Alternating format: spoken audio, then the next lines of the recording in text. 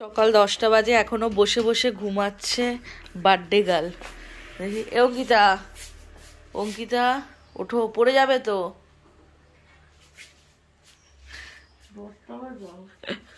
না না, 8টা 5-10 হয়েছে। বার্থডে গার্লের বুনুয়া এখন রেডি হচ্ছে স্কুলে যাওয়ার জন্য। কটা বাজে দুষ্টু?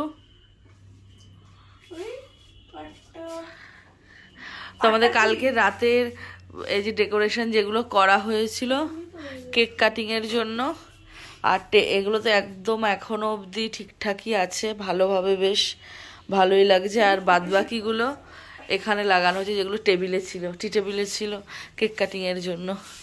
ওঠো ওঠো, আজকে বার্থডে গার্লকে সকাল সকাল একটা কাজ দিয়েছি, সেটা হচ্ছে বুনুকে গিয়ে স্কুলে দিয়ে আসবে। বল। মর্নিং গাইস, তো এতক্ষণে জেনে গেছো যে আজকে আমার জন্মদিন। তো আমি একটু নাস্তিক, সত্যি বলছি আমি একটু নাস্তিক। তাও এরা আমাকে নিয়ে এসেছে জোর করে পুজো দিতে।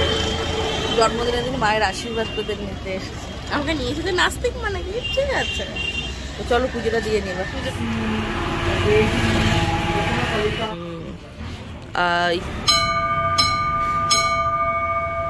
নমস্কার কর। ও সাজু কিছু হবে, এই জন্য আবার সারা জিনিসের দোকানে এসেছো। রিমুভার না হয় নেল পালিশ পরতে না? কত?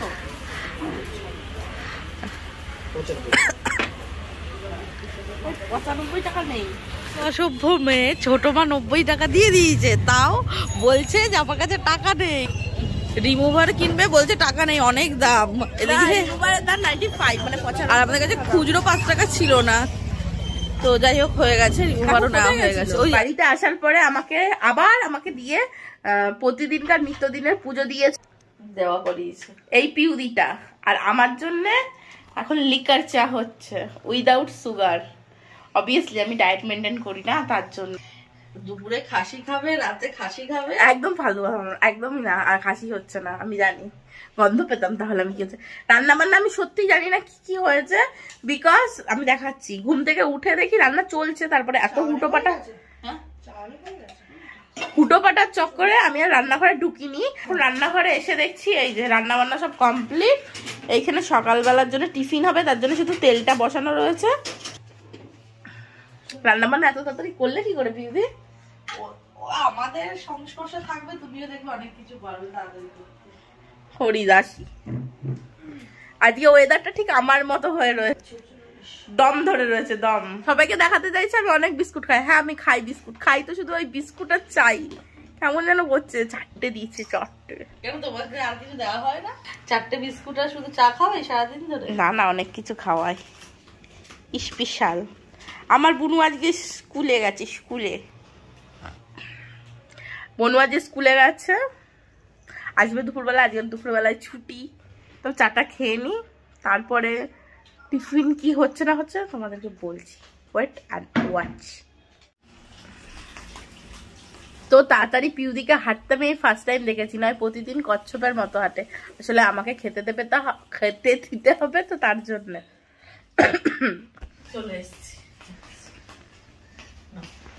আগে জল দিতে হয়, তারপর টিফিন দিতে হয়। আমি এত সরি, এক কথায় খেতে পারবো? পারবে, বেশি দিনই। 4টে লুচি দিয়েছি। বাবা, এখানে লুচি, আলুর তরকারি, ধনেপাতা টমেটো দিয়ে, আর এখানে বড় বড় মিষ্টি। সভ্য, বলেছিলাম আমি 3টে লুচি খাবো, সেখানে আমাকে 4টে রুটি দিয়েছে। এই রুটি বলছি, লুচি দিয়েছে। আর ওগুলো কি করে খাবো? ও পিউদি, তোমাদেরটা নিয়ে আসো। ওদেরকে বলছি যে ওদেরটাও নিয়ে আসতে, বাট নিয়ে আসছে না, আমাকে দিয়ে গেছে। আহা, সকালবেলা এরকম বসে বসে যদি খেতে পাওয়া যায়, জীবনে আর কি চাই? খাওয়া ঘুম ছাড়া জীবনে আর কি আছে? কিছুই নেই, শুধু খাওয়া আর ঘুম। 11টা বাজেনি, টিফিন দিয়ে দিয়েছি, তাদের খেয়ে নাও। আবার তো দুপুরেও তো খাবার দাবার খেতে হবে। 12টা 16 বাজে টিফিন দিয়ে। ফালতু কথা বলো না, ওটা 11টা 10টা 16 দেখো। চোখে ভ্রমর দেখছে পিউদি। খাওয়ার পর বসে থেকে থেকে পেটটা অতিরিক্ত ভরে গেছে। এখন আবার এরা আবার লাঞ্চের জন্য তৈরি করছে, কি খেতে পারবো আমি সত্যিই জানি না। আর এখানে বনু চলে এসেছে স্কুল থেকে,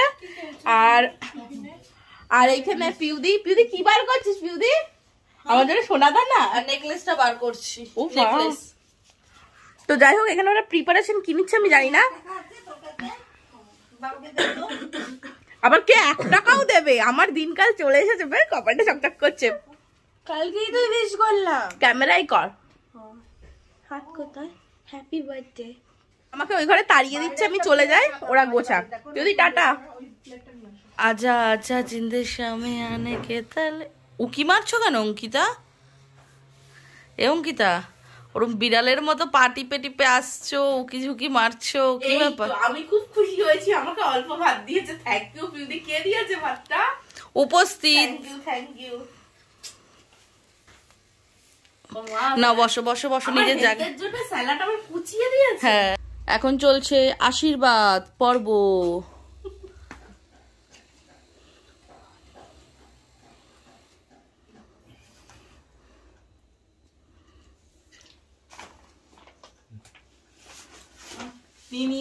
আবার প্রণাম করি। আসো আসো আসো। ও আমার বাবাও আবার দেখি আগিয়ে যায়। কি কষ্ট। জয় মা।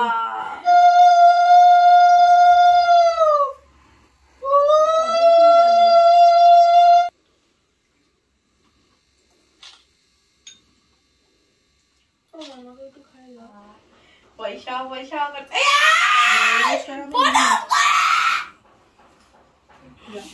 ভিডিওতে কি এলো বলতো?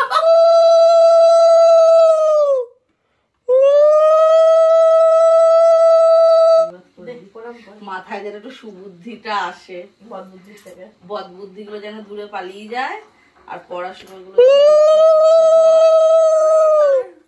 ঠিক আছে, রাখ।